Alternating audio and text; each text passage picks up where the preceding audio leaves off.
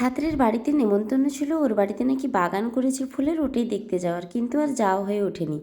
কিন্তু গিয়ে যে এই দৃশ্য দেখবো সেটাও আবার আমি ভাবিনি।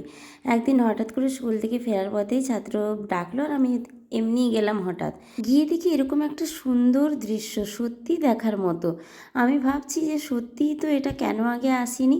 শীতটা এখন প্রায় কমে এসছে, তাই নাকি অনেক ফুল এখন মানে আগের মতন অবস্থায় নেই, কিন্তু যতটা আছে সেটাও একদম মনোমুগ্ধকর।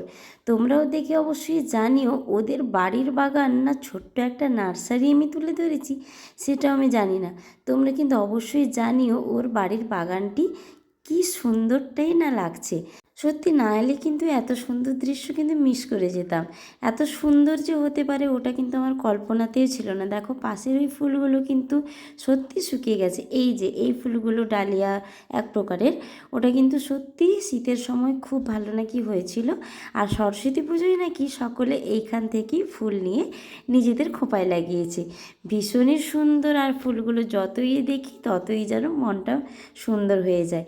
ফুলের মতো সুন্দর জিনিস তো আর পৃথিবীতে এত সুন্দর হয় না। এই যে আমার হচ্ছে ছাত্র, ও কিন্তু গাছের পরিচর্যাতে একদম অভ্যস্ত হয়ে গেছে। এখনও বালতিতে ছোট ছোট মগে নিয়ে এই যে গাছে দিচ্ছে। আর আমি ওকে মানে তাকাতে বলছি যে একটু চলে আমার ক্যামেরায়। এই যে দেখো এই সাদা ফুলটি কি সুন্দর। এগুলোর কিন্তু অনেক সুন্দর সুন্দর মানে ইউনিক নাম আছে, সেটা আমি জানি না, মানে মনে রাখতে পারিনি। যাই হোক, তোমাদের কেমন লাগলো জানিও।